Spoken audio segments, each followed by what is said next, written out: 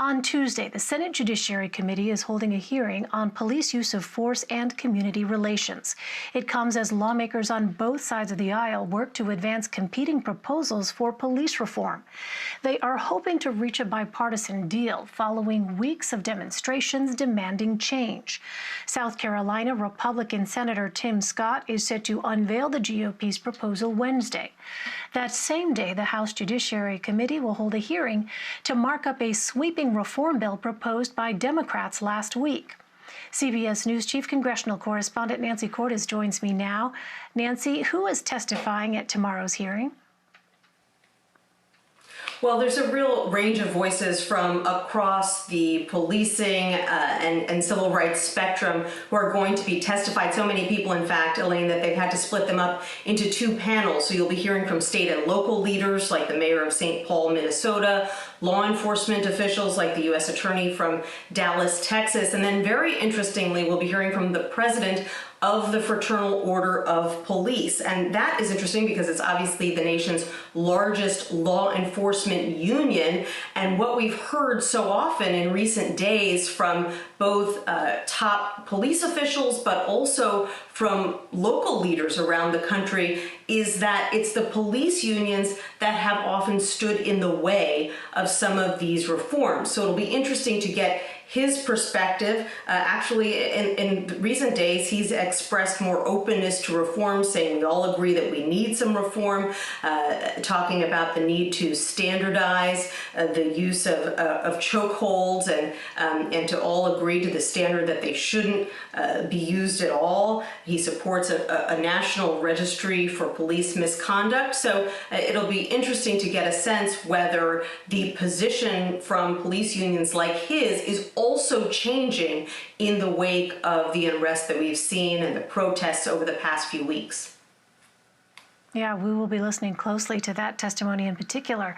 Well, Democrats want Attorney General William Barr to testify on the forcible clearing of peaceful protesters near the White House earlier this month. What are the chances, Nancy, that that happens? I think that's pretty unlikely, Elaine.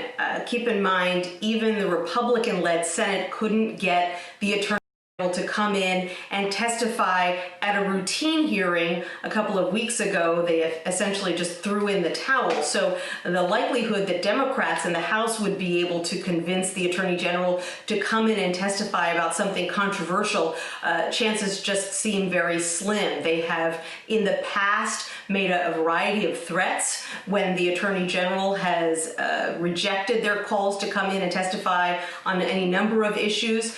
He hasn't seemed to pay it much mind, and so the likelihood that suddenly he would do an about-face because Democrats want him to come in and testify about this seems pretty slim. Now, they could try to put pressure on him by bringing in whistleblowers from DOJ or other law enforcement agencies to talk about what they saw, which differs from what Barr himself has said about the sequence of events that led to that very aggressive pushback of protesters who were demonstrating peacefully outside the White House a couple of weeks ago.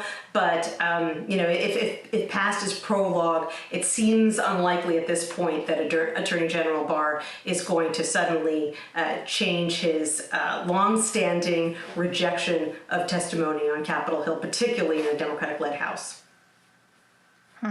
Well, on Wednesday, Senate Republicans will unveil their police reform proposals. How will they differ from what Democrats have already proposed? Well, so there will be some overlap. We know that Democrats and Republicans alike want to ban the use of chokeholds. They go about it in different ways, but there could be some common ground there. Tim Scott has really laid out three different buckets of reform that he wants to draw from in this legislation that he's going to be unveiling. He talked about it on Face the Nation over the weekend. First of all, data transparency. He points out the fact that right now only 40% of police departments around the country report to the Department of Justice when they have instances of uses of force that lead to serious bodily injury or death. He'd like to see it at 100%.